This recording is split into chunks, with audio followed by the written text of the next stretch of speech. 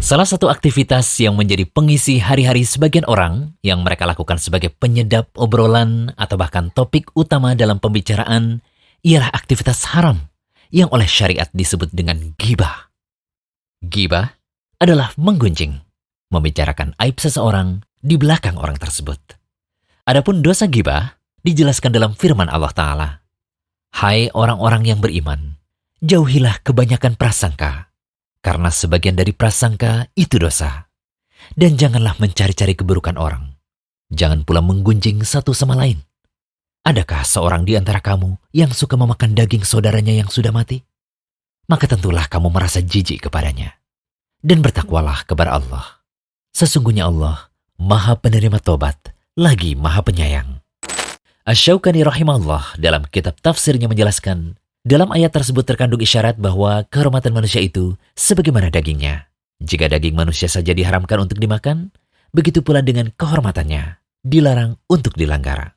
Ayat ini menjelaskan agar seseorang menjauhi perbuatan ghibah.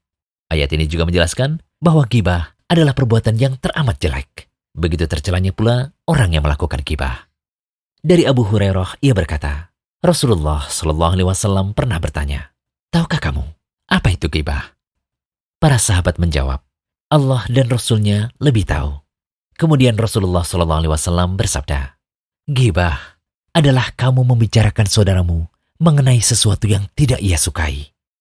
Seseorang bertanya, wahai Rasulullah, bagaimanakah menurut engkau apabila orang yang saya bicarakan itu memang sesuai dengan yang saya ucapkan?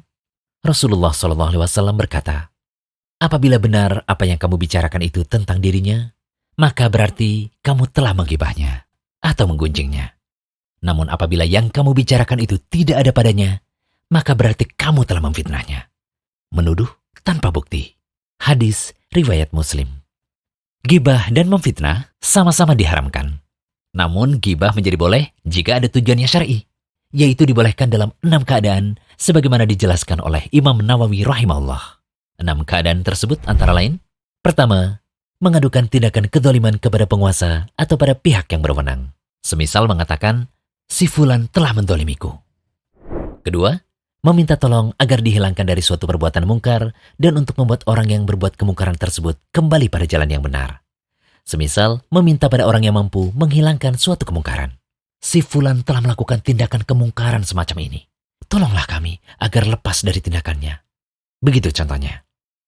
Ketiga, meminta fatwa pada seorang mufti. Seperti seseorang yang bertanya, saudara kandungku telah mendolimiku demikian dan demikian.